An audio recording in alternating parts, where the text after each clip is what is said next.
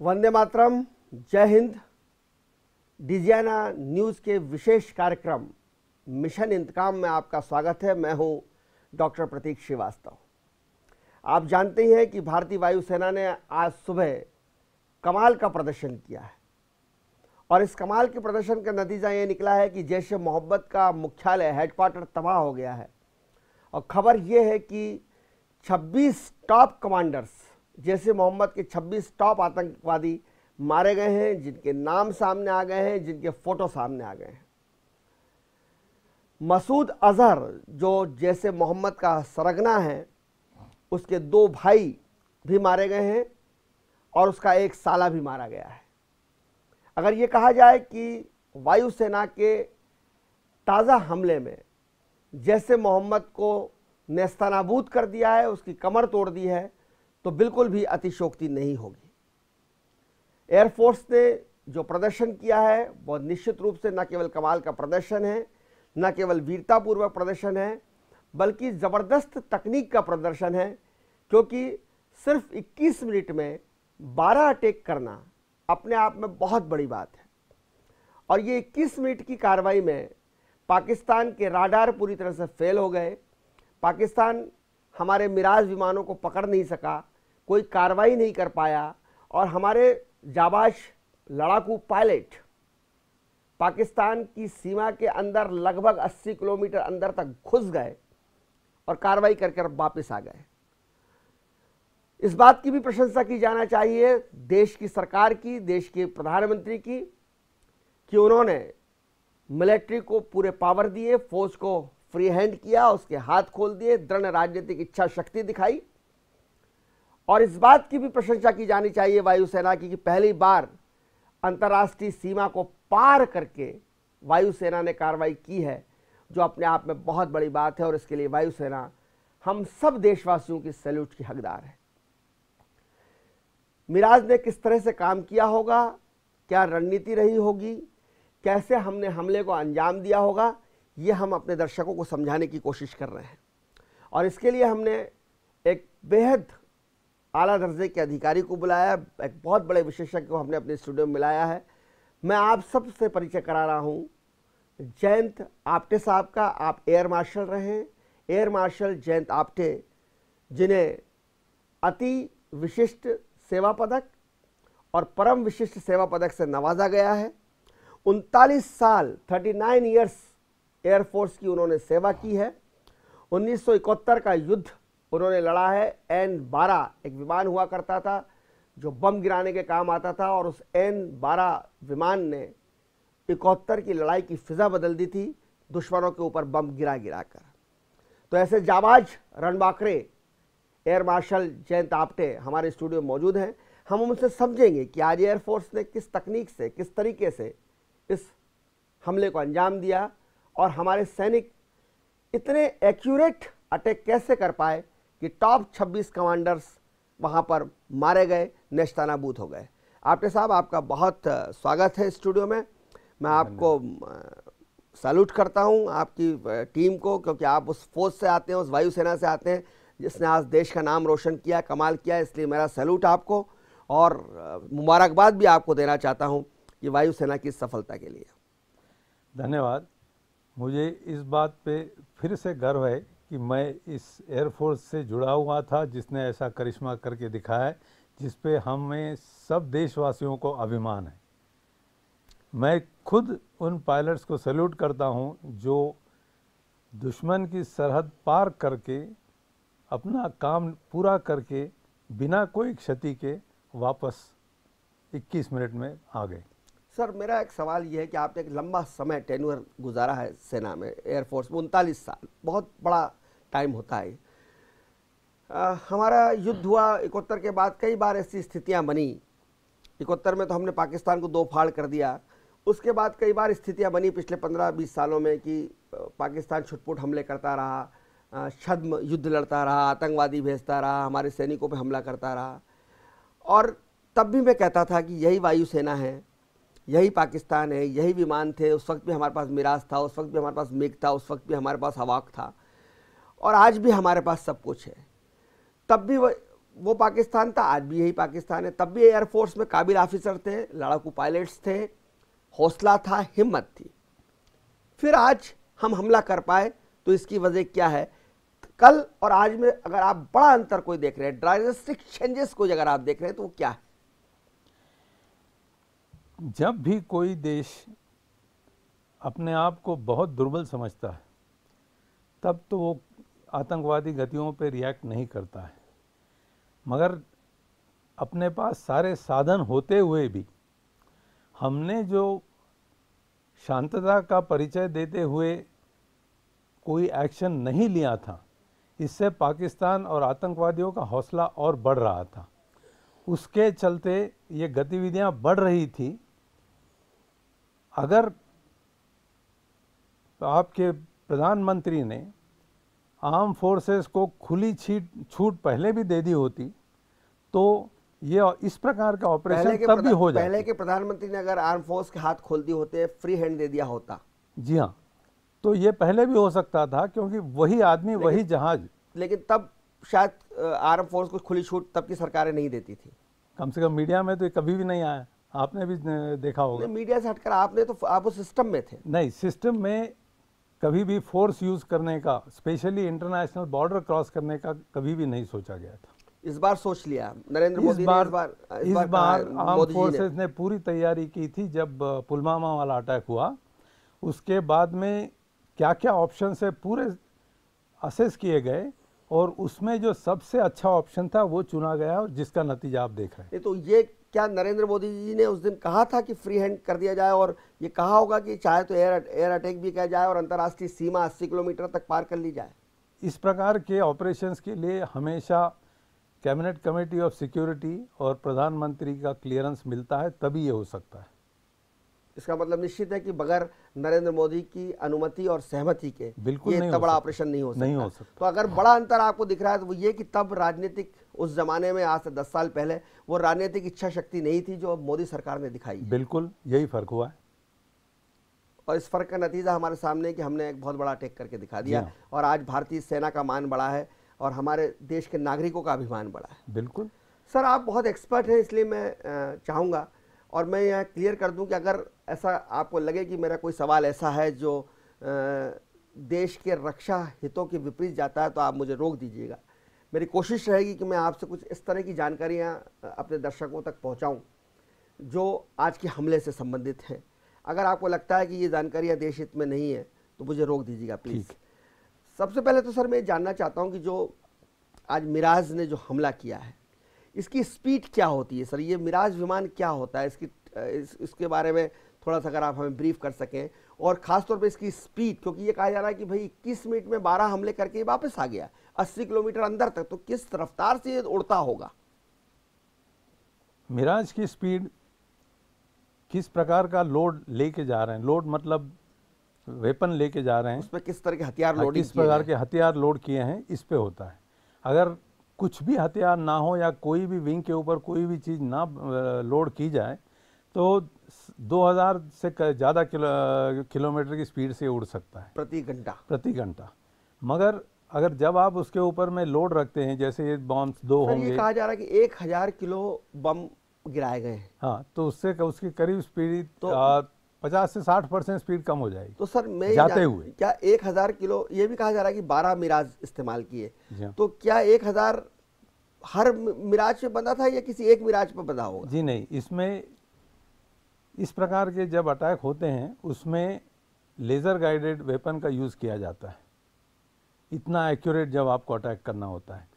तो जब लेज़र आपके टारगेट को पॉइंट करता है, एक एरोप्लेन का काम ही ये होता है कि वो लेज़र से उस टारगेट को इल्यूमिनेट करे। मतलब एक मिराज जो है वो आपको निशाना बता रहा है कि यहाँ निशाना मारना है, और दूसरा बम मार रहा है, उससे लेज़र बीम होती है और टारगेट के ऊपर वो फायर करता है। ये लेज़र बीम का यूज़ करके जो मिराज जिसके पास बॉम्ब होता है, वो लेज़र बीम में उस बॉम्ब को गाइड करके उसको राइड करके वो टारगेट पे पास अपने एक्यूरेट ले जाता है। This is team work. बिल्कुल। एक मिराज विमान आपको बता रहा है कि यहाँ मारना है और दूसरा वहां बम गिरा रहा है, और इतना एक्यूरेट बम गिरा रहा है कि उस पिन पॉइंट पे भी मारेगा। बिल्कुल।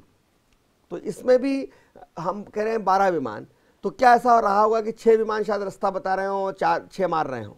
मे भी 4 या 8 हो सकता है, या 6 हो सकता है। वो एग्जैक्ट कितने थे आपको और हमको भी पता नहीं। मगर ये होना अनिवार्य है कि अगर इतना एक्यूरेट बॉम्बिंग करनी है तो लेज़र इल्यूमिनेशन के लिए एक एरोप्लेन होना ज़रूरी है, तभी जाके इतनी एक्यूरेट बॉम्बिंग हो सकती है। सर दूसरा सवाल एक जनमानस ये जानना चाहता है कि देखिए हाई अलर्ट तो पाकिस्तान में भी था। पाकिस्तान पुलवामा के बाद से सतर्क था, उनका डिप्लॉयमेंट हो रहा था, उनकी सेना का, थल सेना का, वायुसेना का, सारी वायुसेना उनकी हाई अलर्ट पे थी। और चूंकि फौजी होता है, वो दुश्मन देश का भी फौजी हो तो भी हम उसका सम्मान करते हैं, उसको सैल्यूट करते हैं, क्योंकि वो भी अपने देश के लिए लड़ रहा है, उसका भी रेस्पेक्ट करना चाहिए। तो वो लोग भी इतने मैं समझता हूँ कि नादान या मूर्ख नहीं थे कि वो सतर्क नहीं होंगे, थे बिल्कुल सतर्क, वो बिल्कुल हाई अलर्ट पर होंगे। जी हाँ। और उसके बाद भी हमारे विमान गए, 12-21 मिनट में कार्रवाई करके लौट आए और सुरक्षित लौट आए, ये बहुत बड़ी बात है। तो कोई हमारा नुकसान नहीं हुआ, हमारे पायलट का नुकसान नहीं हुआ।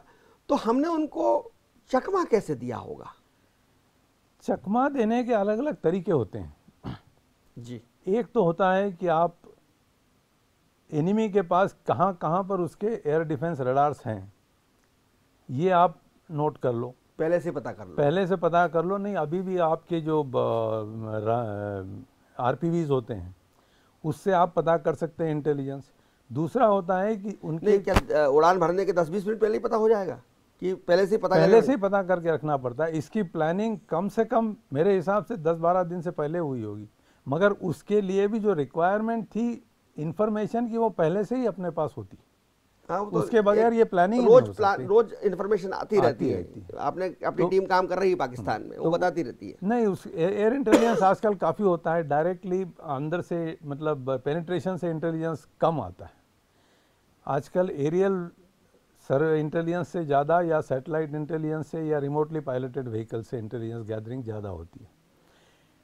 पिक्चर्स टारगेट के लिए जा सकते हैं, उसके लिए काफ़ी हाई से एरोप्लेन फ्लाई करके। तो पहले तो आप ये पता कर लीजिए कि उनके राडार कहाँ पर सेट हैं। सबसे पहले इंटेलिजेंस में रडार, टारगेट पोजीशन और उसको आइडेंटिफाई इजीली कैसे करना है वो पता सबसे पहले आप ये करते हैं। उसके बाद आप देखते हैं कि एनिमी का डिप्लॉयमेंट कहाँ पर क्या क्या रहेगा और कितनी फोर्सेस वहाँ रहेंगी।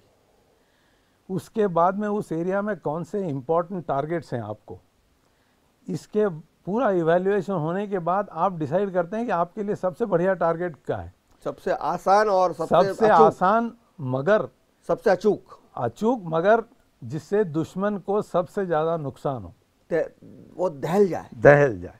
तो ये तीनों चीज़ें जब सोचने के बाद में अपनी कैपेबिलिटी, दुश्मन की कैपेबिलिटी, बढ़िया टारगेट और उसको तेज़ी से आइडेंटिफाई करना चाहिए, गलत जगह ना निकल जाए, तो ये सब असेसमेंट के बाद में एक्चुअल ऑपरेशन प्लान होता है। तो सर ऑपरेशन प्लान के लिए कोई 3:30 बजे 4 बजे का समय चुना गया, इसकी भी कोई खास वजह रही होगी? एक तो ये होता है कि सबसे पहले रात को अंधेरे का चॉइस था। दूसरा ये होता है, ये एक टाइम है कि अगर आप 8 घंटे की या 10 घंटे की ड्यूटी करें तो सुबह सुबह अच्छे लोग भी थोड़े सुस्ता जाते हैं। हाँ, जब क्या है तो इसलिए ये अर्ली मॉर्निंग स्ट्राइक का विचार आया होगा। सर ये टारगेट एक बार फिक्स हो गया, सामने वाले का राडार भी पकड़ा गए, तो समझ में आ गया कि कहाँ कहाँ लगे हुए। उसके बावजूद भी सर हमारे 12 विमान जा रहे हैं, एक आध विमान तो आ सकता था, पकड़ में आ सकते थे, तो हमको पकड़ नहीं पाए? वो हमने कुछ तकनीक हमारे पास ऐसी रही होगी या क्या रहा होगा हमारे पास? ये 12 में से जो आपके एरोप्लेन्स गए हैं वो सारे एक टारगेट पे नहीं गए। हमने 3 टारगेट अटैक किए हुए हैं, तो कुछ डिस्ट्रीब्यूशन हुआ होगा, मे बी ज़्यादा से ज़्यादा 6 एक टारगेट पे गए होंगे जो कि सबसे डीप है वहाँ पर। बाकी आपके एरोप्लेन्स गए तो उनकी टैक्टिकल रूटिंग होती है, ये कभी भी सीधे नियरेस्ट पॉइंट से जाके वापस आ गया ऐसा नहीं होता है, क्योंकि वैली ये सब थी, ये पहाड़ी एरिया था, तो ऊंची ज़्यादा फ्लाइंग कर लें तो रडार डिटेक्ट करेगा, मगर आपको लो फ्लाइंग या वैली के अंदर से फ्लाइंग करते हुए टैक्टिकल रूटिंग करते हुए को बहुत तकलीफ है अगर नीचे उड़ा हो तो नीचे उड़ाने से रडार डिटेक्ट नहीं कर पाता है, या अगर आपने उसको जैम कर दिया है तो अगर आप ऊंचे भी थोड़ा निकल गए तो भी वो डिटेक्ट नहीं कर पाएंगे। तो ये जब 6 एरोप्लेन एक जगह गए और अगर आपने आपका टैक्टिकल रूटिंग ऐसी की है कि एरोप्लेन डिटेक्ट नहीं हो पाएगा या उस एरिया में रडार है ही नहीं, या आपके रूट में ऐसा आपने सिलेक्ट किया है कि उस एरिया में दुश्मन समझता ही नहीं है यहाँ से कोई आएगा, तो आपके सेफ वापस आने के चांसेस सबसे ज़्यादा है। पर सर जब आप कह रहे हैं कि नीचे उड़ाया हो सकता है, ये जो हमने आज सुबह आक्रमण किया हो सकता है कि उसमें हमारे विमान नीचे उड़े हों, तो सर नीचे उड़ने में घाटियां हैं, वो एक नुकसान, वो डर भी तो रहता है कि हम घाटियों से पहाड़ियों से टकरा सकते हैं, कुछ हो सकता है। अब आर्म फोर्सेस की हमेशा ट्रेनिंग चालू होती है, वो ट्रेनिंग का एक हिस्सा है कि वैली में फ्लाइंग कैसी करनी है, वैली से अटैक कैसा करना है, ये ट्रेनिंग का एक पार्ट है।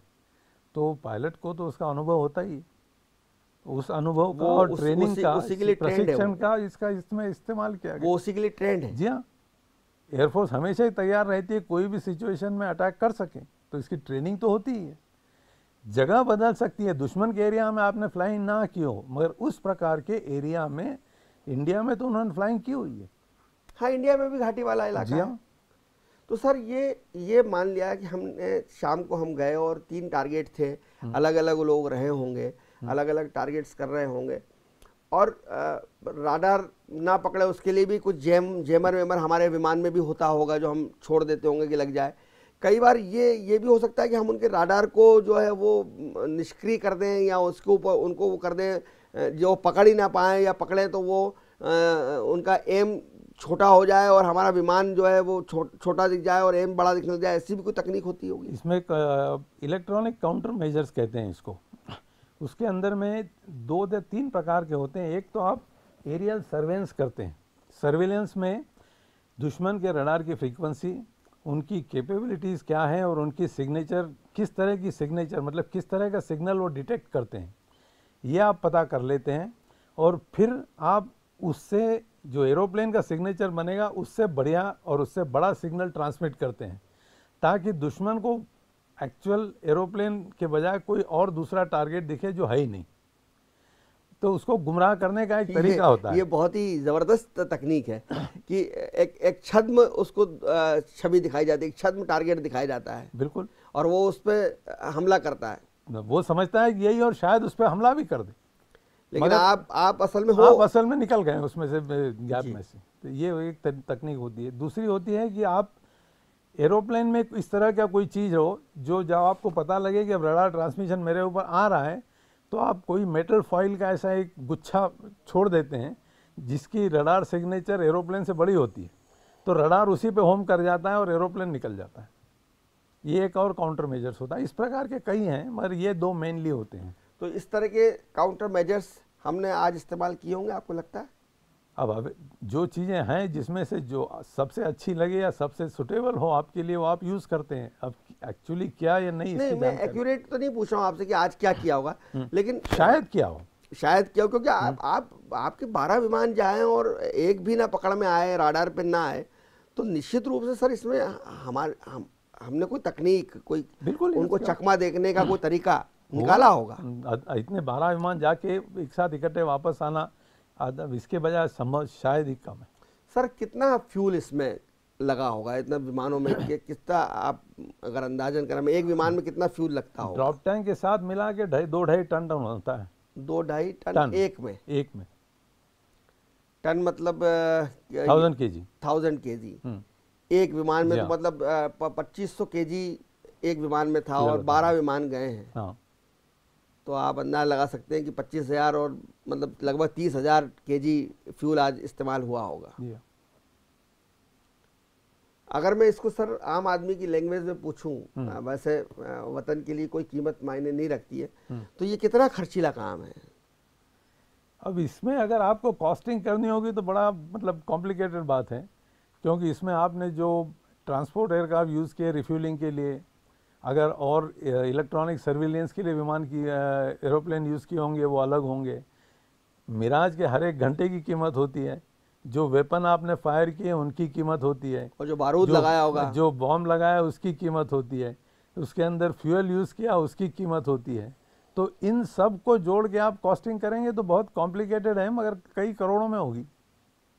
मतलब ये 500-700 करोड़ रुपए का हमला है? इतना तो नहीं होगा मेरे हिसाब से, 100 करोड़ से करीब को 100 करोड़ रुपए का हमला है। मतलब ये समझना चाहिए कि युद्ध बहुत महंगी चीज़, बहुत महंगी चीज़। लेकिन जब देश की बात आ जाए और देश की आन बान शान की बात आ जाए, तो इस तरह के हजारों करोड़ रुपए भारत माता पर न्योछावर है, उसमें कोई इनकार नहीं किया जा बिल्कुल। सकता।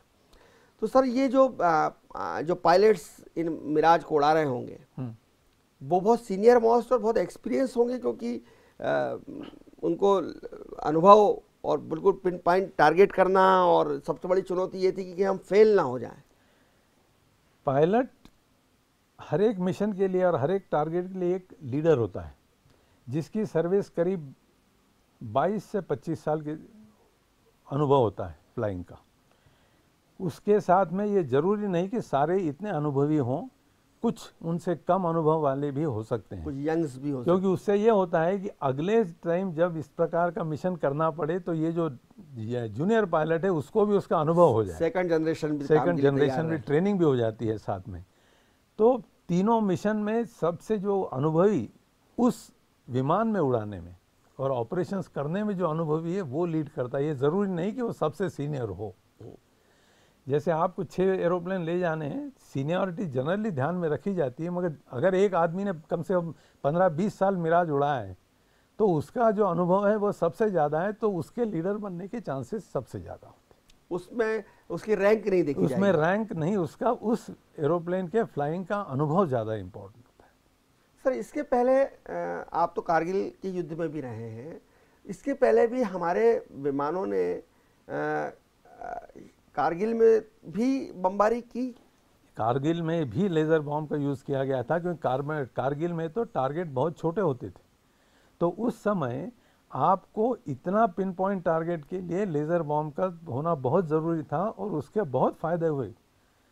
मिराज के लेज़र गाइडेड बॉम्ब का बहुत फ़ायदा मिला और ये ऑपरेशन बड़े जल्दी ख़त्म हो गया। और 71 में जो आप N-12 विमान में आप जो बम वर्षक विमान था हमारा N-12, तो वो भी हवाई हमले करता ही था। उस टाइम ये सब टेक्नोलॉजी थी ही नहीं, डेवलपमेंट स्टेज में थी, इंडिया में तो थी नहीं उस टाइम जनरली जो चीज़ दिख जाए टारगेट अपने हिसाब से स्पीड और ये कैलकुलेट होती थी और होता था। सर तेजस अभियान से भी जुड़े रहे हैं आप। जी हाँ। ये तेजस विमान क्या है हमारा? तेजस विमान जिस दिन पूरा ऑपरेशनल फ्लाइंग करने लगेगा, जो हो चुका है, इसको कहते हैं फाइनल ऑपरेशनल क्लियरेंस, FOC। अभी एरो इंडिया में इसका FOC हो गया है। अच्छा, 2 दिन पहले की बात हाँ है। जी हाँ। तो इसके बाद में ये एरोप्लेन मतलब अब तैयार है कोई भी मिशन पे जाने के लिए। तो ये मिग से भी ज़्यादा खतरनाक है सर, ज़्यादा घातक है? अभी मिग में टेक्नोलॉजी बहुत पुरानी है, उसमें इस प्रकार की व्यवस्थाएं नहीं है जो तेजस में और है। मिराज और तेजस में ज़्यादा घातक कौन है सर? उसकी एक कैपेबिलिटीज थोड़ी अलग है। तेजस एक छोटा और हाईली मैन्यूरेबल एरोप्लेन बनाया गया है। मिराज एक थोड़ा स्ट्रैटेजिक ऑपरेशन जैसे इस टाइप की बॉम्बिंग वगैरह इसके लिए भी किया है। तेजस की कैपेबिलिटी मिराज से वेट और लोड कैरिंग में कम है, मगर तेजस की एजिलिटी मतलब वो जल्दी से टर्न ले सकता है, मैन्यूवर कर सकता है, वो उसकी कैपेबिलिटी मिराज से ज़्यादा है। तो बेसिकली तेजस जब फुली ऑपरेशनल हो चुका है, इसका मेन रोल एयर डिफेंस का होगा। उसको यूज़ आप कर सकते हो ऑफेंसिव ऑपरेशन में, मगर लिमिटेड कैपेबिलिटी है। बेसिकली एयर डिफेंस यानी हमारी सीमाओं की, हमारी हवाई सीमाओं में अगर किसी का इंट्रूजन होता है तो उस एरोप्लेन को चेज करने के लिए या मार के गिराने के लिए, क्योंकि जब दुश्मन का विमान हमारी सीमा में आता है तो उसमें वेपन लगे हुए होते हैं, तो उसकी मैन्यूरेबिलिटी कम होती है। तब आपके पास हाईली मैन्यूरेबल एरोप्लेन रहेगा तो आप उस पर अटैक आराम से कर सकते हो, और उसको घेरना पड़ेगा, उसको बिल्कुल अपनी सीमा में घेर कर वही मारना है। वो टर्न लेगा तो जितना बड़ा टाइम लगेगा तब तक तो आप टर्न लेके उसको अपने रेंज में मार दोगे उसको आप। ये उसका फायदा। सर एक मीडिया में खबर ये भी है कि जो मिराज है इनका एयरबेस ग्वालियर है। जी हाँ।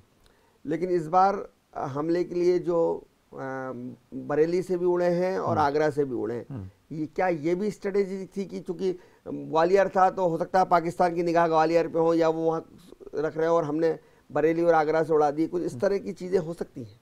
एक तो एयर पावर में एरोप्लेन कहाँ पर है, क्योंकि आज ग्वालियर में है, कल आगरा में, परसों चंडीगढ़ में, ये कभी भी मिनटों में जा सकते हैं, घंटे भी नहीं लगेंगे। तो एक बेस में रखने का आइडिया होता है कि सबको इतने ज़्यादा एरोप्लेन्स को मेंटेन करना इजी हो जाता है और वहीं पर सारे रिसोर्सेस अवेलेबल रहते हैं। मगर आप डिसाइड करो कि मैं अगर पठानकोट जाके वहाँ से ऑपरेट करूँगा तो ये सब वहाँ से ऑपरेशन चालू करने के लिए कुछ घंटे की ज़रूरत होती है। तो पहले के ज़माने में जब एरोप्लेन एक जगह से दूसरे जगह जाते थे उनके साथ तामझाम बहुत ज़्यादा लगता था। आजकल के एरोप्लेन्स में ये नहीं होता है। तो आप रूटिंग कहाँ से करोगे, दुश्मन को समझ में ना आए, इसलिए कहीं से भी आप रूटिंग कर सकते हो। और आजकल तो एयर टू एयर रिफ्यूलिंग होती है। अगर वहाँ फ्यूल किया, आपको ज़्यादा लंबा जाना है, बीच में आके फिर एरोप्लेन ने उसको रिफ्यूल कर दिया और फिर आगे निकल गए। रेंज भी आप बढ़ा सकते सर जब मिराज लौट रहे होंगे हमारे हमला करके, वेपन्स गिराकर, बारूद गिराकर, तो उसके बाद तो विमान हल्का हो गया होगा, तो उसकी स्पीड सर और बढ़ गई होगी 2000 से ज़्यादा, और वो बहुत जल्दी 2000 आ गया होगा। से ज़्यादा स्पीड, इसलिए हम कह रहे हैं कि 21 मिनट में तो हम खेल करके आ गए। वापस आते हुए तो कम से कम आधा ही टाइम लगाओ जितना जाना लगेगा, क्योंकि जाते हुए आपके पास पूरा लोड है, फ्यूल भी ज़्यादा है, बॉम्ब भी लगे हुए हैं, तो उससे उसकी स्पीड कम होती है। आप जब बॉम्ब छोड़ दिए, फ्यूल भी कंज्यूम हो रहा है, तो एरोप्लेन का लोड भी कम हो रहा है, तो स्पीड तो वापस आने के लिए सबसे अच्छी स्पीड होती है। तो सर 21 मिनट में 26 लोग मार दिए, गजब का रिकॉर्ड है। नहीं, लोग तो और मरे, 26 तो उनके टॉप इम्पोर्टेंट लोग, टॉप हाँ, टॉप 26 तो इम्पोर्टेंट लोग। कितने लोग मरे होंगे सर अंदाज? ये 370 या 300 ज्यादा, इस तरह के कुछ आंकड़े हो सकते हैं? मेरे ख्याल से 250-300 तो मरे ही होंगे, क्योंकि ट्रेनिंग कैंप के अंदर ट्रेनिंग होंगे, सपोर्ट स्टाफ होगा, रसोइया होंगे, खाना बनाने वाले होंगे, वो होंगे, जो एक्चुअल ट्रेनिंग के लिए लड़के होंगे वो भी होंगे। तो ये 250-300 तो होंगे, क्योंकि उससे छोटा तो लॉन्चिंग पैड होता है बेस। तो मोदी जी ने कहा था कि 1 के बदले 10 से लाऊंगा, 40 के बदले 300 लगभग एवरेज बैठ रहा है। हाँ जी हाँ तो ये 56 इंची बदला है। बिल्कुल है, क्योंकि पॉलिटिकल विल होगी तभी तो ये बदला होता, अदरवाइज तो आप आर्म फोर्सेस तो अपने आप तो करेंगे नहीं। तो पहला एक सर्जिकल स्ट्राइक उड़ी के बाद और दूसरा एयर स्ट्राइक पुलवामा के बाद। तो इसको हम कह सकते हैं 56 इंची बदला है। अगर ये इसके बाद पाकिस्तान का क्या रिएक्शन होता है उस पर अभी ये डिपेंड करता है। क्या लगता है आपको, क्या रिएक्शन होगा? अभी तक जो खबर आ रही है, जिस तरह से रिएक्शन लग रहा है, मेरे हिसाब से तो मतलब ये अनएक्सपेक्टेड चीज़ जब हो जाती है उसके बाद रिएक्शन को टाइम लगता है, और ज़्यादा अगर टाइम निकल जाए तो फिर रिएक्शन में कोई दम नहीं होता, क्योंकि तब तक इंटरनेशनल इन्फ्लुएंस आने लगता है कि भाई वो तो उन्होंने टेररिस्ट मार दिए, इसमें क्या है, कोई वॉर की बात ही नहीं है। तो अगर टाइम निकल जाएगा तो फिर रिएक्शन मेरे हिसाब से नहीं हो पाएगा। मतलब अभी अगले दिन हमारे लिए कत्ल की रात है और हमको सतर्क रहने की जरूरत है। सतर्क तो रहना चाहिए, बिल्कुल। सर एक राफेल विमान अगर हमारे उसमें आ जाएगा, मैं उसकी पॉलिटिकल आरोप प्रत्यारोप में नहीं जाना चाहता, वायुसेना को राफेल की कितनी ज़रूरत है और राफेल आने के बाद हमारी वायुसेना की ताकत कितनी बढ़ जाएगी? वायुसेना ने कभी भी ये नहीं कहा कि हमको राफेल चाहिए। वायुसेना मिनिस्ट्री ऑफ डिफेंस को ये बताती है कि हमें इस प्रकार की कैपेबिलिटी, उसमें क्या रेंज होनी चाहिए, किस टाइप के वेपन्स लग सकते हैं, किस टाइप के इलेक्ट्रॉनिक काउंटर मेजर्स होने चाहिए, ये सब एयरफोर्स लिख के देती है। उसके बाद में मिनिस्ट्री ऑफ डिफेंस उसका प्रोजेक्शन करती है कि ये हमें चाहिए इंटरनेशनल मार्केट में। इंटरनेशनल मार्केट में पहले रिस्पॉन्ड करके आपके पास इंफॉर्मेशन आती है कि हमारे पास ऐसे ऐसे एरोप्लेन्स हैं, तब टेंडरिंग होती है, और उसके बाद में जब रिस्पांस लोगों के आ जाते हैं उसके बाद में एरोप्लेन कैपेबिलिटी, उसकी मेंटेनेंस फैसिलिटीज़ और कितना कॉम्प्लिकेटेड है, कॉस्टिंग और उसके ऑपरेशनल कैपेबिलिटी, और पायलट्स के लिए फ्लाइंग के लिए या कितना आरामदेह है या कन्वीनियंट है, ये इवैल्यूएशन हो जाती है। और ये इवैल्यूएशन होने के बाद इसमें एयरफोर्स का रोल सिर्फ इतना होता है कि फ्लाइंग के लिए वो कौन सा अच्छा है, मेंटेनेंस के लिए कौन सा अच्छा है, और ओवरऑल उनकी अगर असेसमेंट कर लें 10-15 पॉइंट्स पे, तो उनमें सबसे अच्छा ये है, नेक्स्ट ये है और नेक्स्ट ये है। ऐसे इतनी इवैल्यूएशन सिर्फ एयरफोर्स का रोल होता है, बाकी डिसीजन मिनिस्ट्री ऑफ डिफेंस करती है। तो सर राफेल की क्या विशेषता है, और वो आ जाएगा तो हमारी वायुसेना को क्या फ़र्क पड़ेगा? वायुसेना के पास अभी 40 जो स्क्वाड्रन की फिगर होती है जनरली, उससे हमारी फिगर कम है। तो ये पूरा करने के लिए पिछले करीब 8-10 साल से एयरफोर्स ने रिक्वायरमेंट दी हुई थी। अलग अलग कारण जिनको आप जानते हैं, फाइनल डिसीजन नहीं हो पाया था। इन 8 सालों में स्क्वाड्रन अवेलेबिलिटी की संख्या और घट गई। तो हमारे लिए ये आज भी ज़रूरी हो गया है कि कुछ नंबर इमीडिएटली आ जाए। बाकी वो जो 126 वाला फिगर जो आपको भी पता है, उसमें तो आने में टाइम लगेगा, क्योंकि एरोप्लेन कार जैसा होता नहीं कि तैयार है आप ले आओ। जब आप ऑर्डर देते हैं तब बनते हैं। तो इसलिए बाकी तो कुछ लिमिटेड नंबर इमीडिएटली आ जाएं, ये रिक्वायरमेंट दे के। इसलिए ये आपको मेरे हिसाब से अभी ये 36 है, जिसका बाद में फॉलोअप ऑर्डर होना है। और सर जो वेस्टा गालैंड वो क्या है? वो हेलीकॉप्टर है जो वीआईपी, मतलब दिल्ली में जो रक्षा मंत्री, प्रधानमंत्री और प्रेसिडेंट, वाइस प्रेसिडेंट ये जब टूर करते हैं तो ये कॉमस्कॉड में उनके लिए विमान अलग से होते हैं। तो उसमें ये जाते हैं, मगर पहाड़ी एरिया में या छोटी दूर जहाँ पर रनवे नहीं है उसके लिए हेलीकॉप्टर्स भी होते हैं। तो वो हेलीकॉप्टर जो कॉमस्कॉड में है वो पुराने हो गए, उनके रिप्लेसमेंट के लिए या ऑगस्टा वेस्टलैंड का हेलीकॉप्टर का टेंडरिंग हुई थी और फाइनली कॉन्ट्रैक्ट भी हो गया था उसके साथ। लेकिन अब उसको खरीदा नहीं जा सका उसमें। ये तो पुरानी गवर्नमेंट ने कैंसिल कर दिया था कॉन्ट्रैक्ट जी। एंथनी साहब जब तो आपके रक्षा मंत्री ये जो थे, वेस्टा अगस्ता जो है, हाँ, ये लड़ाई में काम में का नहीं है ना। वो सिर्फ पैसेंजर हेलीकॉप्टर था जो वीआईपीज के लिए खरीदा गया था, खरीदा जाने वाला था। अब तो कैंसिल ही हो गया कॉन्ट्रैक्ट। तो अभी अगर मैं विमानों की बात करूं तो हमारे पास जो सर्वश्रेष्ठ विमान है, युद्धक विमान जिसको मैं कहूं, तो मिराज ही है। Su-30 है, Su-30 है, MiG-29 है, MiG-21 है। MiG-21 तो बहुत गिरते रहते हैं। नहीं, वो अपग्रेड वाले जो हैं MiG-21, जो MiG-21 जो फेज आउट हो रहे हैं उसमें भी अभी कुछ MiG-21 स्क्वाड्रन हैं अभी फ्लाइंग। ये तो जो गिरते रहते हैं बहुत, जिसके लिए कहा जा रहा है कि इसको बैन कर दीजिए। ऐसा है साहब जी, आपने बहुत अच्छा सवाल पूछा है। ये मुझे लोगों को मैं हमेशा बताते रहता हूँ, मगर आपके मीडिया से मैं लोगों को कन्वे करता हूँ। आजकल आदमी की चिकित्सा के लिए जितने तकनीक डेवलप हुए हैं, बीमारी पहले पता लग जाती है, डॉक्टर दवा दे देता है, प्रिवेंटिव मेडिसिन, ज़रूरत पड़े तो सर्जरी भी कर लेते हैं। आदमी की लॉन्गिट्यूडी बढ़ी है कि नहीं बढ़ी? बिल्कुल बढ़ी है, उसकी आयु बढ़ गई है। अब आदमी की जिस प्रकार आयु बढ़ी है, वैसे ही टेक्निक एरोप्लेन की आयु बढ़ाने के भी हैं। जो कई लोग कहते हैं कि एरोप्लेन पुराना हो गया। अगर एरोप्लेन पुराने वाली आप बात कर रहे हो तो एरोप्लेन मिराज 2000 एयरफोर्स में 1984 में आया है। मतलब उसको भी 16 और 18, 19, 35 साल हो गए। हाँ, तो अगर आप उस हिसाब से कहें तो आप कहोगे ये भी पुराना हो गया। मगर आजकल इतनी टेक्नोलॉजी बढ़ गई है कि एयरफ्रेम फिट है नहीं है, उसके अंदर क्रैक्स हैं, हो गई हैं, कहीं प्रॉब्लम्स हो गई है, करोजन हुआ है, ये सब पता किया जा सकता है। उसको रिपेयर करके नए के करीब करीब ला के उसको तैयार किया जा सकता है। ये कैजुअलिटी क्यों होती है सर मिग में? मिग में कैजुअलिटी होने का मेन कारण था कि अपने पास हंटर के बराबर टेक्नोलॉजी वाला लास्ट ट्रेनिंग एरोप्लेन था, उससे MiG-21 इसके परफॉर्मेंस में बहुत ज़्यादा फ़र्क है। तो ये जो एकदम जंप आप करते हो कोई, तो इस प्रकार के टेक्निक में सारे पायलट्स उसमें इतने ट्रेन नहीं हो जाते कि वो उसमें एक्सपर्ट हो। एक हमारे पास मिग भी है और सुखोई सर, सुखोई तो बहुत शानदार एरोप्लेन हमारे पास है। बिल्कुल है, वो भी फाइटर विमान है।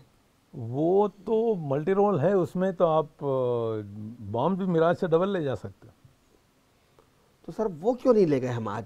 अब ये तो धन्यवाद, आज जब निपटाना ही था तो सुखोई से जाना था ना सर। ऐसा है कि अब आप को कोई मक्खी मारनी हो और उसके लिए कोई ये जरूरी नहीं कि कोई बड़ा सा हथियार ले आओ। वो कहते हैं कि सुई का काम जो है वो तलवार से नहीं होगा। तो गलत टूल हो जाएगा। पाकिस्तान जैसी मक्खी को मारने के लिए सुखोई की जरूरत नहीं है। ये तो बहुत छोटा टारगेट था, इसके लिए आपको इससे ज्यादा बॉम्ब की जरूरत ही नहीं। तो धनोआ साहब ने तय किया होगा कि मक्खी को मारना है तो मिराज ही ठीक है। जो सबसे मतलब ठीक, मतलब बेस्ट, अगर एयरफोर्स के पास कोई बेस्ट लड़ाकू विमान है तो सुखोई है। बेस्ट तो मैं नहीं कहूँगा, क्योंकि हर एक की कैपेबिलिटी जो मिराज कर सकता है वो Su-30 नहीं कर सकता है, क्योंकि Su-30 बड़ा हेवी और बड़ा एरोप्लेन है। हाँ जी, हाँ जी। तो आप इन दोनों को कंपेयर ये नहीं कर सकते। सबकी अपनी अपनी भूमिका है। सबकी अपनी अपनी भूमिका। मिराज के पास जो कैपेबिलिटी है और जो काम कर सकता है वो Su-30 नहीं कर सकता, क्योंकि वो उससे साइज में करीब डबल है।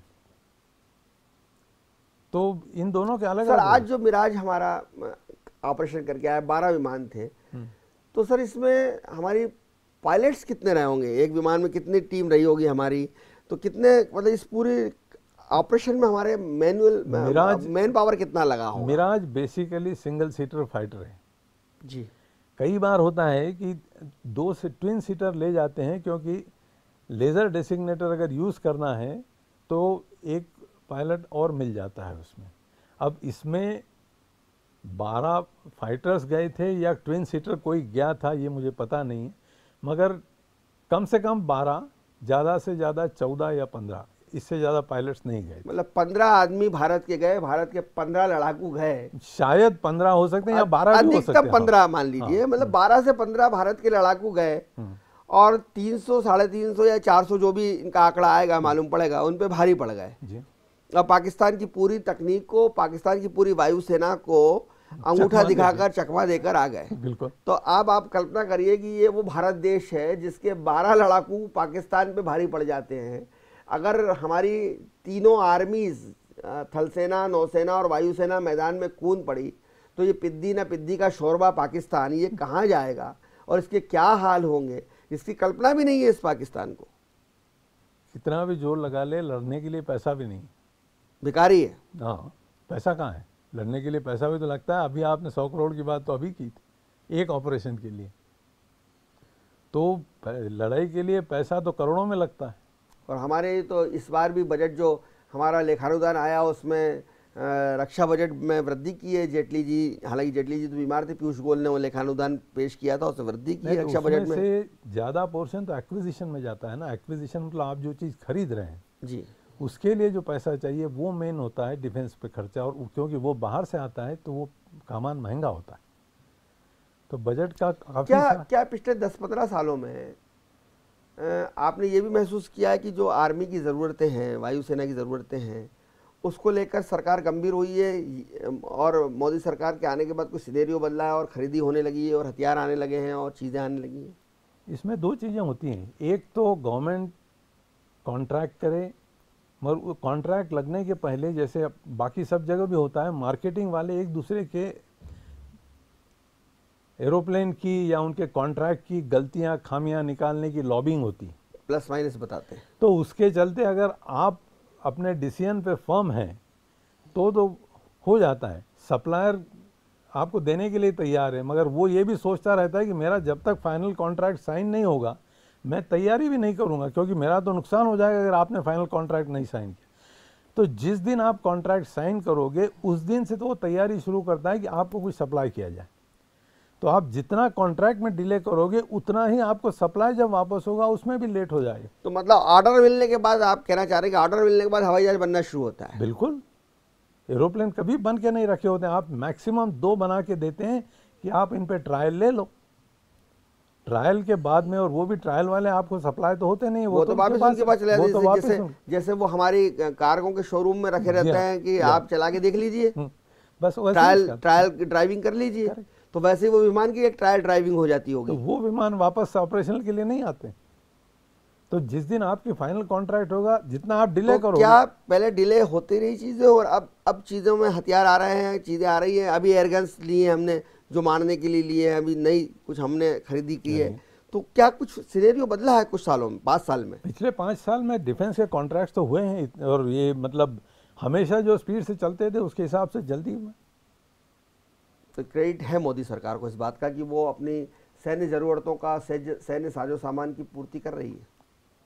बिल्कुल कर रही है। पैसे होते हैं, मगर कई बार बजट के पैसे बिना खर्चा हुए सरेंडर हो जाते हैं क्योंकि आपने कॉन्ट्रैक्ट साइन नहीं किए। व्हाट अबाउट मोदी सरकार एंड अगर मैं आपको पिछली सरकार से तुलना करना चाहूँ उसकी, क्या ये हथियार खरीदने में, सैन्य सामान खरीदने में? बेसिकली डिसीजन लेना है, बाकी तो सब काम हो ही चुका है, इवैल्यूएशन हो चुका है आपका कौन से वाले डिसीजन लेने में ये सरकार या वो सरकार, हाँ, पिछली सरकार जो थी मनमोहन सिंह जी की हाँ। और मोदी सरकार जो, अगर आप इन दोनों सरकारों को कैसे देखते हैं? इतना बड़ा डिसीजन आज हो गया, इसके बाद मुझे कोई बताने की ज़रूरत ही नहीं। आज तो हमले का डिसीजन हुआ है। तो अगर इतना बड़ा डिसीजन जो सरकार ले सकती है, बाकी डिसीजन तो लिए ही हुए हैं। सबसे बड़ी बात यही है कि डिसीजन लिए हैं और फर्म डिसीजन लिए हैं जिसमें रिस्क भी है।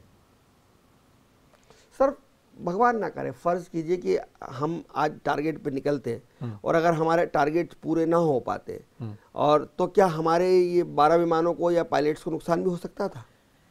इस टाइप के जब ऑपरेशन किए जाते हैं तो और अगर उसमें कुछ गड़बड़ हो जाती है तो उसके लिए एक अल्टरनेट प्लान होता है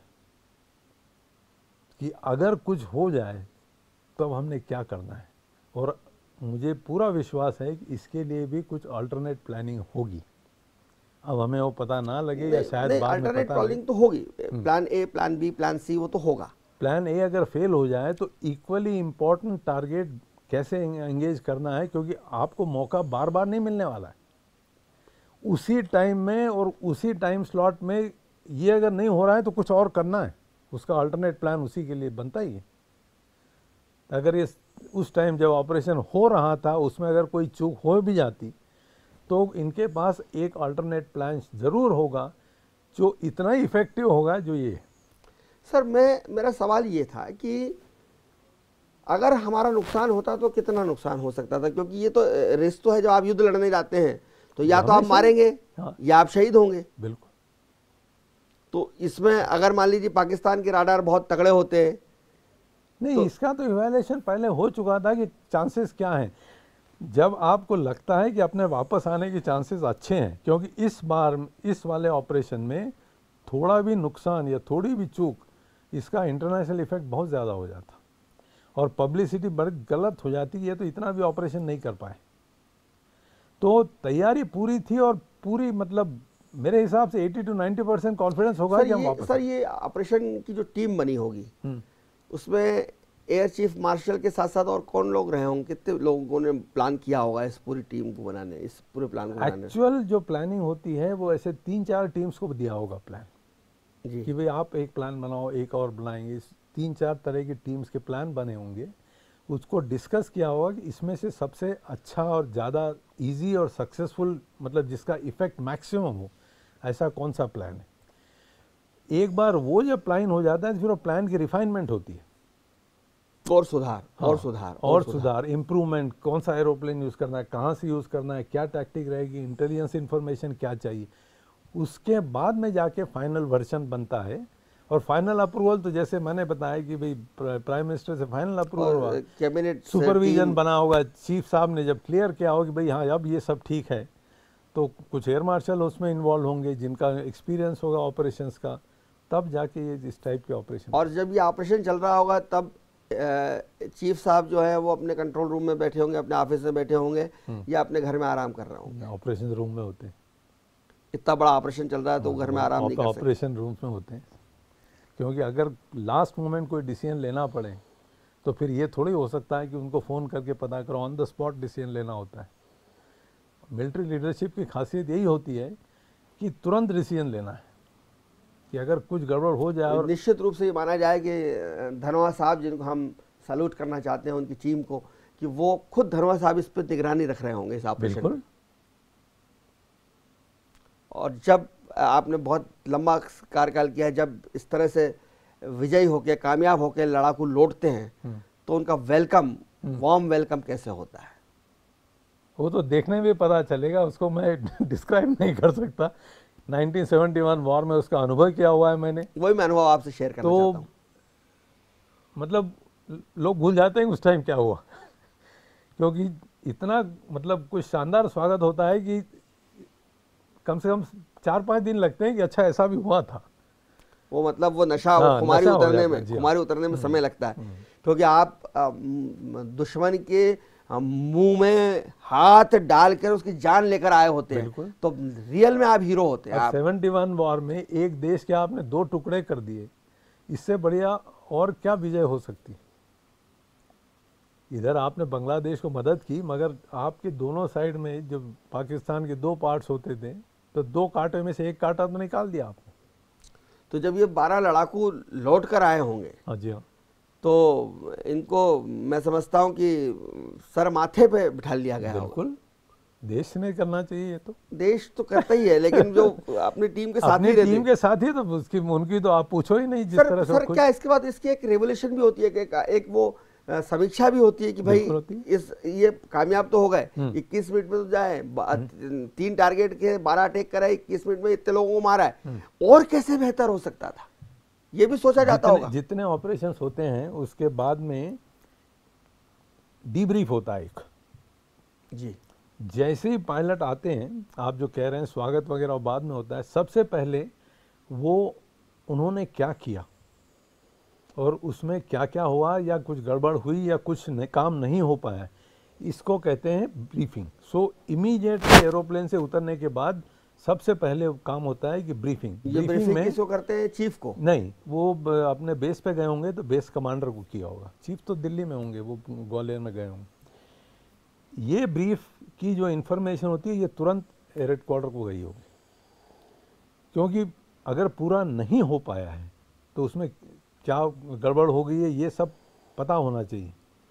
हाँ, कोई बटन नहीं दबा, कोई गोला छूटना था नहीं छूटा। अगर वहाँ टारगेट पे गए और अगर टारगेट आपने हिट नहीं किया और वापस आ गए तो उसके रिपरकेशन तो अलग ही हैं, क्योंकि आपने इंटरनेशनल बॉर्डर भी क्रॉस किए, टारगेट भी नहीं किया, मारा भी नहीं। वो हमारे तो इंदौर में उसको कहते हैं खाया पिया कुछ नहीं और गिलास फोड़ा मारा नहीं। तो ये इसको ये ब्रीफिंग होती है। उसके बाद में इनके कैमराज लगे होते हैं एरोप्लेन पे, तो वो उसमें पूरी रिकॉर्डिंग हो जाती है, कैसे गए थे, कहाँ से गए थे, कहाँ पर टारगेट लगा और टारगेट का क्या हुआ। उसको थोड़ा उसकी इन्फॉर्मेशन एक्सट्रैक्ट करने में थोड़ा टाइम लगता है।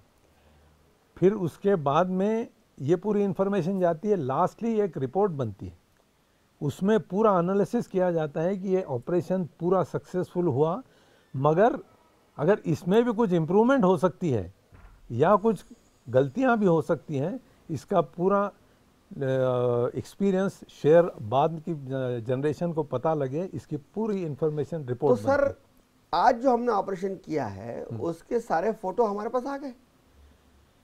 बिल्कुल आ गए हम।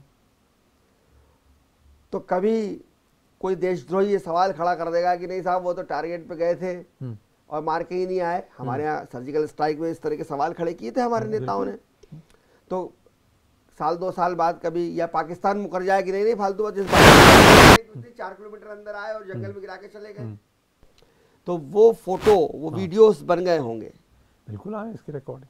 तो कभी अगर सरकार चाहेगी और एयरफोर्स चाहेगी तो उसको जारी भी करेगी, कर सकते हैं। आजकल तो ये क्यों, सैटेलाइट से भी उसकी इमेजरी आ जाएगी। वो इमेजरी तो उनके पास भी पहुंच गई होगी, पाकिस्तान के पास सैटेलाइट से। पाकिस्तान के पास सैटेलाइट अगर चाइना शेयर करे तो उनके पास भी पहुंच गई होगी। चाइना शेयर कर ही देगा उनको अपने सैटेलाइट से उसकी इमेजरी उसकी आती है, मिराज की रिकॉर्डिंग भी आती है। बिल्कुल। तो पाकिस्तान के पास सैटेलाइट नहीं है? पाकिस्तान के पास उनका अपना सैटेलाइट नहीं है, वो शेयर करते हैं मेरे ख्याल से किसी के साथ, या तो चाइना से करते होंगे शेयर करते होंगे या अमेरिका से करते होंगे। अमेरिका तो मेरे ख्याल से अभी नहीं करता होगा, मगर चाइना से ज़रूर शेयर करते हो। हम तो सैटेलाइट छोड़ते ही रहते हैं। हाँ, हमारे तो मतलब 100 में 100 के हिसाब से हम तो बना के दे रहे हैं, सबसे सस्ते बना के दे रहे हैं, सबसे सस्ते इस मामले में सबसे आगे है। और सबसे ज़्यादा तो एक बार 100 लॉन्च कर दिए, सो इतना तो किसी ने भी लॉन्च नहीं किया। तो ये आज इसकी समीक्षा हो गई होगी, अब तक बेस रिपोर्ट हो गई होगी, हेडक्वार्टर की रिपोर्ट चली गई होगी, इमीडिएट रिपोर्ट हो गई होगी, और वो डिटेल रिपोर्ट को टाइम लगता है, और फोटो भी तो समझ में आ ही गए होंगे कि हम सक्सेस हुई है। तो ये कैसे पता पड़ा होगा कि हम सक्सेस हो गए? मेरे हिसाब से एक तो पायलट जो करके आता है, जब बाय द टाइम वो वापस आते हैं तब तो उनको सबसे पहली रिपोर्ट में तो विजुअल रिपोर्ट ही होती है उनकी, जब उतर के देते हैं। उसके बाद में उनके पास जो कैमराज होते हैं उनकी भी रिकॉर्डिंग आ जाती है। विजुअल रिपोर्टिंग मतलब मैं समझा नहीं। विजुअल पायलट जब खुद फ्लाइंग करता है तो खुद जो देखता है वो बताता है, तो खुद जो देखता है तो बताता है, क्योंकि बॉम्ब तो उसका सामने गिरता है, वो जब तक टर्न लेके वापस जाएगा बॉम्ब गिराने की तब तक तो बॉम्ब गिर चुका होता है और वहाँ पर धमाका हो गया होता है, तो उसको वापस आते हुए धमाका तो दिख ही जाता है। हाँ, पर कितने लोग मरे क्या मरे ये वो उसके बस की बात भी नहीं, वो तो मेरे ख्याल से आपको इवन आप फोटो भी आएंगे उसमें नहीं पता चलेगा, सैटेलाइट इमेजरी से पता नहीं चलेगा, क्योंकि आदमी कितने थे, चिथड़े हो गए, उसमें कितने थे हमें क्या मालूम।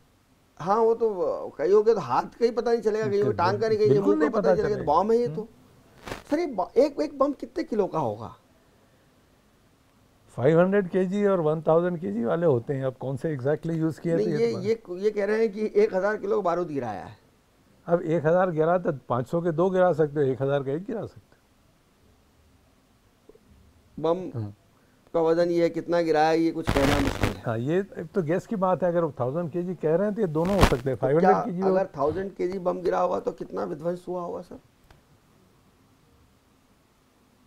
अगर सॉफ्ट ग्राउंड है तो उसका इफेक्ट ज़्यादा हो जाए, और अगर हार्ड ग्राउंड है, मतलब पहाड़ी इलाका है। नहीं पहाड़ी ग्राउंड नहीं, नीचे अगर कंक्रीट या इस टाइप का क्रेटर जब आता है तो वो तोड़ के जो गड्ढा बनता है वो एक डैमेज होता है, दूसरा होता है उससे जो शॉक वेव बनती है जिससे ह्यूमन इंजरीज होती है। अच्छा, इनके जो बॉम्ब के अंदर जो मेटल पीसेस होते हैं वो जो उड़ते हैं उससे इंजरीज होती हैं, इंजरीज क्या कैजुअलिटीज़ होती हैं, इंजरीज तो बॉम्ब इतना बड़ा जो होता है, और बॉम्ब के जो पीसेस उड़ते हैं मेटल पीसेस उससे कैजुअलिटीज़ होती हैं। सो 1000 केजी बहुत बहुत डेंजरस चीज़ है। 500 में ही पाकिस्तान तो हाफ गया होगा। उस एरिया में कितने लोग थे इसका आपने को आइडिया नहीं, इसलिए कैजुअलिटीज़ तो इसके हिसाब से आप गेस ही कर सकते हैं, मगर हाँ उस अगर एरिया में तो जितने भी होंगे, पहली रिपोर्ट तो पायलट को ही समझ में आ जाती है, देखकर ही समझ में आ जाता कि है टारगेट के ऊपर गिरा कि नहीं टारगेट पे गिरा दिया है और मैं हाँ। सक्सेस हो गया हूँ, उसमें खुद एक बार उसको मन को संतुष्टि हो जाती है। ये तो वहीं पर उसी बने। और ये लेज़र गाइडेड बॉम्ब्स की वैसे भी एक्यूरेसी, अगर आपने बॉम्ब ठीक से रिलीज कर दिया है तो उसके बाद में वो लेज़र इल्यूमिनेटेड टारगेट पे ही लगता है। क्या मानसिकता रहती होगी सर जब वो अटैक करने जा रहा होगा तो पायलट की क्या मेंटेलिटी रहती होगी सर? अर्जुन वाली बात दिमाग में होती है, उसको सिर्फ वो टारगेट दिखता है, मछली की आग दिखाई देती बस, क्योंकि बाकी अगर वो सोचेगा तो फिर ये काम नहीं कर पाए। हाँ, उसको अगर अपनी बीमार माँ याद आ गई, छोटा बच्चा याद आ गया, तब ये नई नवेली पत्नी जिसकी 3 महीने पहले शादी हुई है वो याद आ गई तो नहीं तो फिर ऐसे पायलट को आप भेजते भी नहीं है। अगर मतलब आपने जो लास्ट स्टेज बताई है अभी जी, इस केसेस में मेंटल अगर उनको लगता है कि पायलट मेंटली तैयार है तो उनको ना भी कहीं। ये कैसे टेस्ट करते हैं आपकी मेंटली तैयार है कि नहीं है? पायलट्स का अब यही तो होता है, टीम, अगर आपकी टीम में किसकी हालत कैसी है अगर ये आप नहीं जान पाए तो आप लीडर कैसे हुए? आपको आपके पायलट्स की और आपके साथी की क्या पोजीशन है, अगर वो मेंटली है, उसको कुछ प्रॉब्लम्स हैं, अगर उससे प्रॉब्लम होते हुए भी अगर वो काम कर सकता है, अगर उसकी कैपेबिलिटी है, तो यही तो आपकी लीडरशिप है। और वो अर्जुन की आग और आप जब टीम बिल्डिंग कहते हो, टीम बिल्डिंग का मतलब क्या है? उसमें आपको सब ये चीज़ की जानकारी होनी चाहिए। वो उसको मछली की सिर्फ आग दिखाई देती है, बिल्कुल, तभी तो सिर्फ तभी मिशन सक्सेसफुल होगा। अगर उसका पूरा कंसंट्रेशन इस मिशन पे नहीं है तो उसके सक्सेसफुल होने के चांसेस कम है। सर, क्या उन 12 या 15 जवानों के नाम, ये इस पूरे ऑपरेशन में जो टीम जुड़ी है उनके नाम कुछ दिनों बाद सामने आएंगे उनको कि इस ऑपरेशन में ये लोग थे कि नहीं आएंगे कभी भी? ये तो एयरफोर्स का डिसीजन है। धीरे धीरे नाम तो वैसे ही पता लग जाते हैं। नहीं, नाम मगर ऑफिशियली एयरफोर्स अनाउंस करेगी या नहीं करेगी ये मुझे नहीं पता। जैसे हम कहते हैं कि जैसे सबसे पहले जिनको वो बड़ा पदक मिला था एयरफोर्स के जो थे, जिनको सैल्यूट लोग सेना में जिनको फ्लाइंग ऑफिसर सेखों जिनको परमवीर चक्र मिला। हाँ, परमवीर चक्र मिला था। हाँ, तो ऐसे नाम सामने आते हैं। ये तो आ ही जाएंगे, मगर टीम के सारे लोगों को तो मेडल नहीं मिल सकते हैं। ये 12 लोग जो उड़ के गए उनके नाम तो आ जाएंगे सामने। एयरफोर्स ऑफिशियली डिक्लेयर करेगी कि नहीं ये मैं नहीं बता सकता हूँ, क्योंकि एयरफोर्स का डिसीजन है ये। इनकी सुरक्षा के लिए जरूरी है कि इनके नाम गोपनीय रखे जाएं। कुछ दिन तो रखे ही जाए, जब तक ये रिटायर नहीं हो जाते। ना नहीं, 2 साल 4 साल के बाद वहाँ से कोई और चले गए, उसके बाद में तो फिर बात बंद हो जाती। मगर इनको क्या खतरा हो ऑफिशियली जरूरत क्या है? इनके नाम अगर मालूम पड़ जाए तो पाकिस्तान। ये भी हो सकता है कि अगर उसके बाद में अगर मतलब आप उसकी इस ऑपरेशन की ठीक से रिएक्ट ना कर पाए अगेंस्ट कोई बिगर टारगेट, तो ये तो सॉफ्ट टारगेट है ना इसका। हाँ, तो बदला ले मतलब उनका नाम लेना क्यों जरूरी है? उनको खतरे में डालना, उनका नाम लेना। वो काम करके आ गए, बात खत्म हो गई। और ये मतलब उससे कोई मतलब थोड़ी कि कौन उसमें पायलट था। एयरफोर्स का अगर कोई पायलट को ऑनर करना है तो वैसे ही करें, उनके नाम कि भाई ये लोग गए थे, अरे पूरी टीम ने काम किया है। आप इस तरह देखें ना इसको। हाँ, वो तो जिसने विमान बनाया होगा, जिसने विमान के पूरा- पहियों की पूरा- हवा चेक की होगी, सब वो भी उतना ही हाँ, इम्पोर्टेंट है जी हाँ। जितना वो जो विमान मेंटेनेंस मतलब करता है। जो गया है उसकी कैपेबिलिटी अलग है, मानते हैं, मगर आप उनका नाम अनाउंस करके क्या पालोगे? नहीं, देश को मालूम पड़ जाएगी ये हमारे जवान रणबांकुरे हैं, इनने वो काम करके दिखाया है। उसमें से अगर आपने किसी को पुरस्कृत करना है या आपको कुछ अवार्ड देना है, उसको आप दे दें। वैसे ये जरूरी नहीं बताने का कि ये वहाँ गया था। विशिष्ट सेवाओं के लिए, यस। जैसे आपको परम विशिष्ट सेवा पदक मिला है, अति विशिष्ट सेवा पदक हाँ, मिला तो है। उसके लिए ये तो और लाइक सिचुएशन है। अगर इसमें किसी को डेकोरेट करना है तो अलग प्रकार के अवार्ड्स होते हैं, वीर चक्र, शौर्य चक्र या युद्ध सेवा मेडल, वो उस टाइप के होते हैं ना। ये तो ऑपरेशनल अवार्ड्स हैं ये, तो ये शांति वाले अवार्ड नहीं तो होते। एक वायुसेना के पूर्व एयर मार्शल होने के नाते आज आपके लिए बहुत बड़ा दिन है, मैं समझता हूँ। बहुत गर्व का दिन है कि मैं 39 साल इस ऑर्गेनाइजेशन के साथ रहा, जिसने ये आज ऑपरेशन इतनी अच्छी तरह से उसको। जब पहली बार सुबह आपने पढ़ा होगा 9 साढ़े 9 बजे जब आपको खबर मिली होगी, जी हाँ, तो फौरी रिएक्शंस आपकी क्या रही होगी, मैं जानना चाहता हूँ। बड़ा अच्छा काम किया है, ये बहुत पहले करना जरूरी था। घर में आपका आप खुद को आपने बहुत उस वक्त ऐसा महसूस किया कि आप जैसे अभी भी एयरफोर्स में खुश हैं? हुआ और बहुत गौरवान्वित लगा कि इस प्रकार की आपको लगा कि आप अभी भी एयरफोर्स में हैं? मुझे ये लगा कि शायद मैं अगर एयरफोर्स में अभी होता तो ज़्यादा अच्छा होता। तो आपको लगता है कि आप जो है सकारात्मक सक्रिय भूमिका में होते? हाँ, यही काम पहले होता तो मैं जब एयरफोर्स में था तो मुझे ज़्यादा अच्छा लगता। तो सर, क्या उम्मीद की जाए कि ये जो पाकिस्तान की एयरफोर्स है वो भी ऐसा काम कर सकती है? मैं तो कहूँगा कि एयरफोर्स, इंडियन एयरफोर्स की इतनी कैपेबिलिटी है कि अगर वो सोचे और कोशिश करे तो एयरफोर्स अपनी कैपेबिलिटी से उनको रोक ही नहीं सकती, उसको काउंटर भी कर सकती। मतलब अगर पाकिस्तान एयरफोर्स ने ये ज़रूरत की कि हमारे किसी बेस पर आकर वो बम गिराए, तो उसके पहले हम उसको मार सकते हैं, उनको पकड़ सकते हैं। रोकने की तो कोशिश करेंगे, नहीं कि गलती से आ भी गए तो वो जो कुछ करेंगे उससे कई गुना ज़्यादा नुकसान हम कर सकते हैं और करेंगे। सर, परमाणु बम गिराने के लिए कौन सा विमान की ज़रूरत पड़ती होगी? ये सवाल मुझे ना पूछे तो अच्छा है। लेकिन परवेज मुशर्रफ ने कहा है कि उन्होंने चेताया है इमरान खान को कि अगर आपने एक परमाणु बम गिराया तो भारत 20 बम गिराएगा। कैपेबिलिटी है, बिल्कुल है कैपेबिलिटी। और अपुष्ट आंकड़े ये कहते हैं कि पाकिस्तान के पास 140 परमाणु बम है। मेरे ख्याल से ज़्यादा है नंबर, 250 के करीब। नहीं, कम होंगे। पाकिस्तान, लेकिन पाकिस्तान को इस्लामिक देशों से कुछ परमाणु बम मिल गए हैं, कुछ उनको मदद मिली है।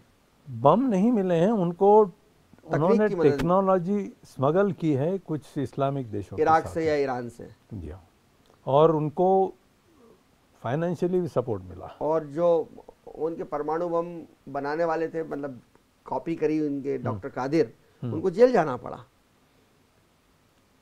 अगर उनका चॉइस होता तो ना जा भेजते, उनको जेल जाना पड़ा। ये तो पॉलिटिकल कंपल्शंस हो गई, इसलिए उनको जेल और जाना और हमारा ये देश है कि जिसने, हमारे देश में जिसने परमाणु बम बनाया, हमने उसको राष्ट्रपति बनाया।